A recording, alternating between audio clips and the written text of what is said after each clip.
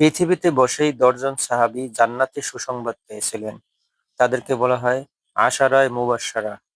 তারা হলেন ১ নম্বরে হযরত আবু বকর রাদিয়াল্লাহু তাআলা আনহু, ২ নম্বরে হযরত ওমর ইবনুল খাত্তাব রাদিয়াল্লাহু তাআলা আনহু, ৩ নম্বরে হযরত ওসমান ইবনে আফফান রাদিয়াল্লাহু তাআলা আনহু, ৪ নম্বরে হযরত আলী ইবনে আবি তালিব রাদিয়াল্লাহু তাআলা আনহু, ৫ নম্বরে হযরত তালহা ইবনে উবাইদুল্লাহ রাদিয়াল্লাহু তাআলা আনহু, ৬ নম্বরে হযরত জুবায়ের ইবনে আওয়াম রাদিয়াল্লাহু তাআলা আনহু, ৭ নম্বরে হযরত আব্দুর রহমান ইবনে আউফ রাদিয়াল্লাহু তাআলা আনহু, ৮ নম্বরে হযরত সাদ ইবনে আবি ওয়াক্কাস রাদিয়াল্লাহু তাআলা আনহু, ৯ নম্বরে হযরত সাঈদ ইবনে যায়েদ রাদিয়াল্লাহু তাআলা আনহু, ১০ নম্বরে হযরত আবু উবাইদা ইবনুল জাররাহ রাদিয়াল্লাহু তাআলা আনহু।